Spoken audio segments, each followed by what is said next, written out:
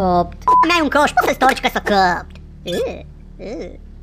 Devii tot mai creativ. Încă un pic și mă interesează. Dă-mi aparatul. Dentar? Auditiv?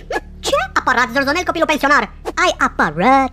Aparatul la care lucrezi pentru concursul de inventică. Ai oare un bandaj și o aspirină? În caz că mă doare și mai tare în pulă, zic. Să fim pregătiți. Ai 3 secunde. 2. Stai, focă! Pune sfârcul jos! Pune, jur, pe sfânta iubire anală pe care o port lumică ta, că nu m-am atins de gogeaua aia ta. Dacă nu ești tu, înseamnă că avem un hoț. Deci am fost furați. Ce? Mă? Cum? Adică? N-are cum, focă! De aici nu lipsește nimic. Sau numai nimic o rămas. Bă, visez, e clar, visez. Focă, repede, ciupește-mă! Ai de p***a mea, focă! Am visat că mi-au dispărut toate chestiile din cameră. Bă, visez, e clar, visez. Focă, repede, ciupește-mă! Da, interesant. Hoțul nu a lăsat nicio urmă, nimic. Cum? De pâlmă, focar! Avem de-a face cu marele maestru ninja, umbră rece, dimineață, gheară de corb, ochi de gheață, inimă oțelită, săgeată aprinsă, pumn de jad, picior de cocor, furia invizibilă. Ce? Prietenii îi zic Gașpar, dar n-are prieteni. E clar că e el. I-am scris acum 3 ani să-l rog să mă antreneze. Cred că l-am insultat că i-am pus o pupă cu ruj pe plic. O să ne ia tot, Da, nu-mi pasă cum faci. În jumătate de oră mie mi-aduci aparatul.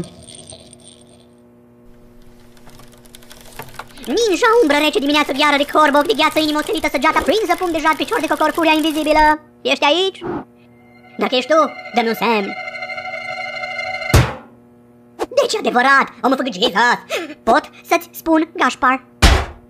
Ninja, umbră rece, dimineață, gheară de corb, ochi de gheață, inimă oțelită, săgeată aprinsă, pumn de jad, picior de cocor, furia invizibilă. Numele meu e Mo. Ți-am scris, vreau să mă antrenezi, dar înainte trebuie să returnezi aparatul Foca, colegul meu imbecil. Hai să ne organizăm, vrei? Un punct pentru nu, 2 puncte pentru da. Facem? Mai bine 1 pentru da și 2 pentru nu, ok? De p***a mea. Bun, facem ca prima dată. Spune-mi, te răzbuni că ți-am pus pupă pe plic? Ai luat aparatul lui Foca pentru că Foca merită să sufere? Ai luat chestiile de la mine din cameră pentru că eu merit să sufăr? Înțeleg, din cauza că tot fur chestiile lui Foca. Asta e o lecție? Să nu mai fur? Bine, atunci... Job mea de Gașpar But!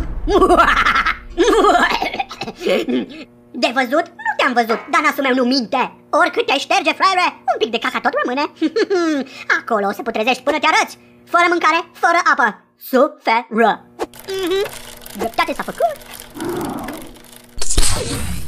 Nu, să-ți bagi p***la.